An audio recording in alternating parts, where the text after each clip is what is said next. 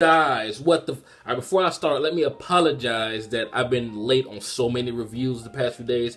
If you're a subscriber to my vlogging channel, you know that my internet has been fucked up, but it's good now. But let's jump right into this deliciousness. Now, bruh, did Kaneki Kun just eat fucking Shinohara? Where, I mean, I understand Shinohara gets fucked up in the manga, and I guess this is merciful in a way, but why? I know this is an anime original, but why? Why did Kaneki have to eat Shinohara? I mean, he had so much more to do, man. I was, fuck, bruh. I mean, like I said, he does get fucked up, but, I mean, God, not right now. I mean, why?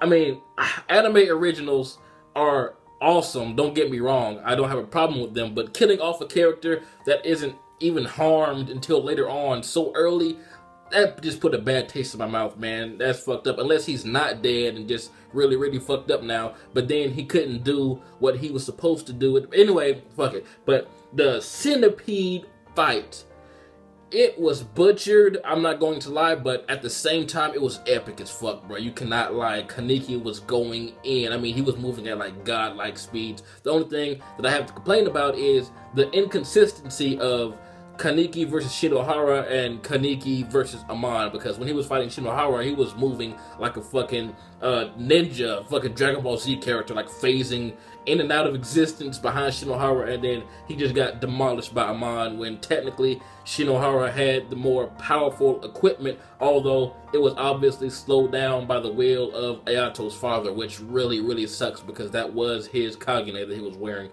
That's just so sad, but it's just strange that they just butchered the Centipede fight, but it was still fucking amazing. Like, I've never felt that way before. It's good and bad on both sides. I mean, they just skipped the Kaneki versus Sachi fight, you know, the samurai-looking fucking the Ghoul that just beat the shit out of Kaneki last episode. We missed that, and Kaneki didn't do what all he did in the manga. He didn't have the epic speech before he transformed. A whole bunch of things are different, and Centipede only lasted for like 5 minutes, and that just put a bad taste in my mouth also. But what we did get of Kaneki Kun in his Centipede form was epic.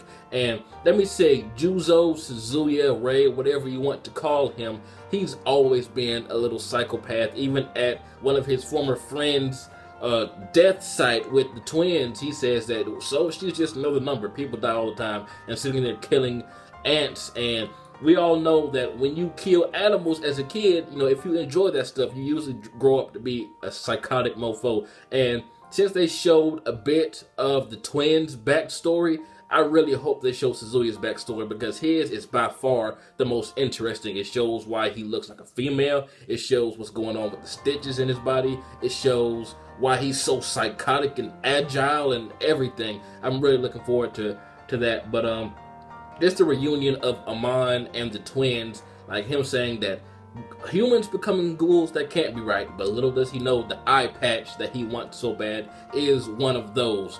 But fuck, man, Suzuya, Juzo, whatever you want to call him, he has to be the most badass ghoul investigator besides Anima. For those of us that read the manga, you know why. But so, I mean, he took on 2 ghouls by himself without his Kagune during most of the fight. I mean, what's going on with this dude? If he underwent the surgery that Kaneki went through to become half ghoul, Suzuya would be fucking unstoppable. This guy, I don't know what's...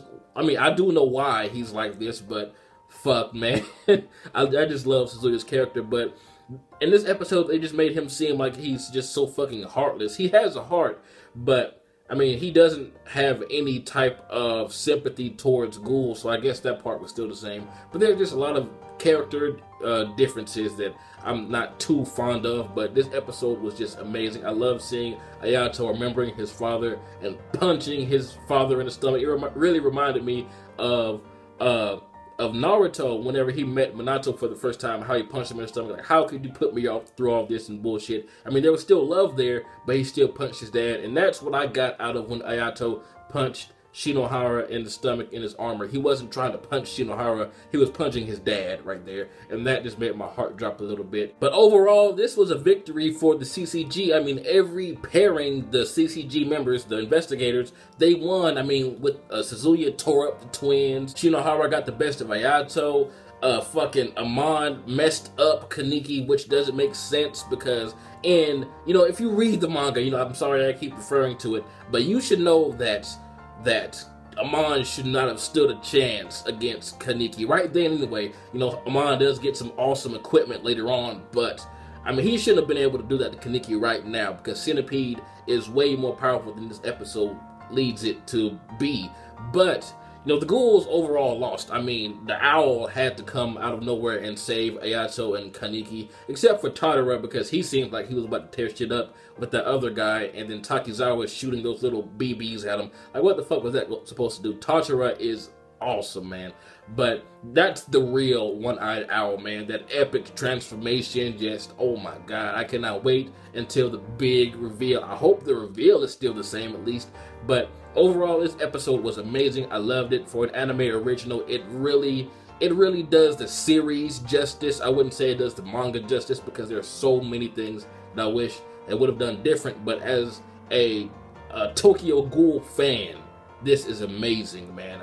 I just love, like, the CCG seems to be the more, they're more important in the anime than they are supposed to be. I mean, I'm not going to say that, like, in the manga, it was more about Kaneki's story, but in the anime, it seems like Amon, the CCG, like, they're always coming out on top, and it's more focused on them. Granted, they did win most of this battle in the manga. It just seems like the importance of Amon and other Ghoul investigators have shifted, like, dramatically upward. And I don't have a problem with that because I love Amon, I love Suzuya, I love Akira, I love all of the investigators, man, and I cannot wait till we see the badassness that is Arima. I'm so glad he wasn't there in this episode because he would have fucked up everyone.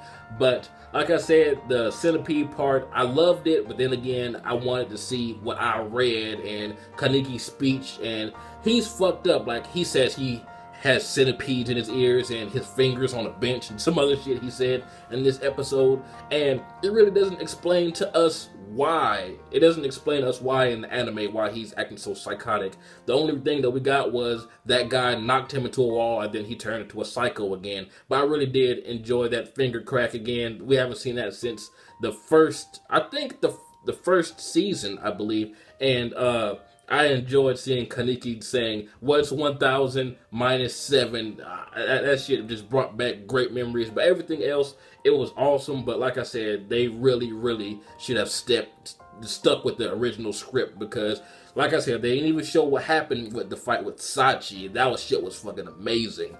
And they just powered down Kaneki so much. But I guess because how you get a Kakuja, even though it's not complete, like Shinohara said, you're supposed to eat many ghouls, and in doing so, you absorb the cells that create the Kagune from eating other ghouls, and that in turn improves your own Kagune to become a Kakuja, which is basically just an OP-ass Kagune. And the only ghoul Kaneki has eaten in this variant of his story was Yamori, aka Jason, whereas in the manga he had a reason to eat other ghouls, and I'm not going to spoil anything, but he wasn't a bad guy when he did it because those ghouls deserved it. But it really makes more sense there than it does here, because here it just seems like he just got a power up out of nowhere. But like I said, it's an excellent episode for Tokyo Ghoul fans. Manga fans are hating the fuck out of this. Like, you guys have no idea how many messages I got just calling this episode bullshit. But I loved it. I did. I mean, I am disappointed that this is not what I thought I was going to get, but what I got was still delicious. Suzuya still tore shit up, and I don't know why they're censoring some things now, since like the first 2 episodes were like explicitly like uncensored. I mean, like decapitations and everything. I guess they only blurred out the things that happen towards women in this episode. I don't know, but that did kind of annoy me a little bit, because I thought season 2 was just going to be uncensored, bloody ghoul goodness. But anyway, tell me what you guys thought about this episode. It was really great, and What do you think is going on with Ito when she says she thinks it's about time? And fuck, there was supposed to be a reveal, yo. There was supposed to be a humongous reveal that just changes everyone's outlook on Kaneki, and not just Kaneki, but the half ghoul and one-eyed ghouls all together. Something was supposed to happen right when Kaneki turned centipede. Something or someone was supposed to appear in front of him, and then he was gonna be like, what the fuck, bruh? I don't know how this is gonna turn out for those of you that read the manga and you know who was revealed. I can't think of another place where they would reveal this person, but fuck, man, I'm hyped though. I'm fucking hyped. I'm enjoying this ride of Tokyo Ghoul Route Aguri, goddammit. Tokyo Ghoul is fucking awesome. But for you anime only watchers, this is probably some epic, just delicious shit because you don't have anything else to go by.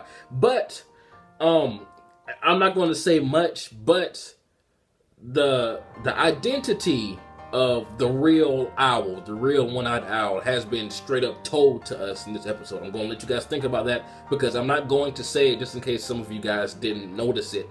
So I'm not going to say it because I don't want you guys cussing me out. But if you think you know, tell me down in the comments and what's going on with the two different sized owls that Shinohara mentioned a few episodes ago. Or what's the last episode? I don't remember. But anyway, it was an epic episode. As an anime original, as a Tokyo Ghoul fan, I would rate it 10 out of 10 simply because of 1, Centipede, 2, Amon, 3, Suzuya, and as a Tokyo Ghoul fan, any episode with epicness from any of those 3, I cannot give a bad rating. But as a manga reader, like on that side of me, I really wish that they would have treated Centipede with the love that they did in the manga, because this is not Centipede. I mean, it is Centipede, but it's not the one that I wanted to see. Like, he is drastically underpowered in this, and there's a good, I mean, I guess since they didn't give the reason why he has Centipede in this, they decided like, okay, maybe we shouldn't make him godlike because it wouldn't make sense for him to just come out of nowhere like that. I guess that's why they did it, but trust me, Amon should not have been able to get the goods on Kaneki just yet. Tell me what you guys thought about this epic episode. This has been jbDAuchiha. I cannot wait to see what's going to happen next episode, and I'm out.